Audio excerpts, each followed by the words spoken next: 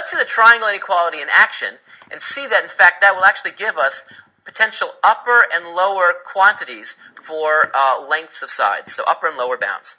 Here is a triangle.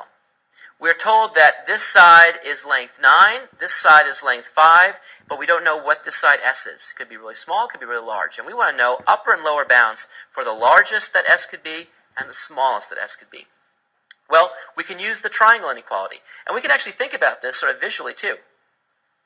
See, here I have the triangle, and one side is length 9, and one side is length 5. And so now, what are the possibilities? Well, see, there's lots of possibilities for S. S could be quite long, or it could be quite small. What's the smallest it could be? Well, imagine the degenerate triangle where we collapse this down. That's still a triangle, but now it's no longer a triangle. What would this length right here be? Well, that length would be 4, because if this is 5 and the whole thing is 9, this is 4. So as long as this side is a little bit bigger than 4, I'll actually have a triangle. That immediately tells me that S has to be greater than 4. Anything greater than 4 will work. But could it be arbitrarily large? Well, let's see. If we swing it around this way, what's the greatest that S could be?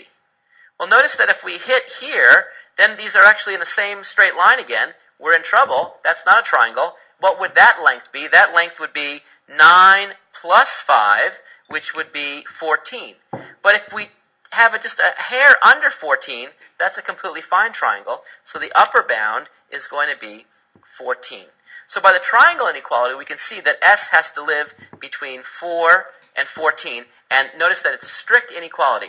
We're not allowed to actually equal that. And you can see that if we had this thing, for example, be 4, if S equaled 4, then the triangle inequality would not hold, because 4 plus 5 would equal 9, and it has to exceed 9.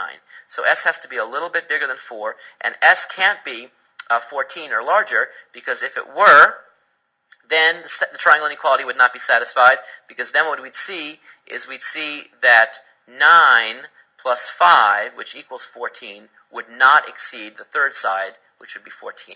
So really S lives in between 4 and 14, not including those values. But anything else is completely fine, and here's the range. Any of those triangles would work, even here. That's it.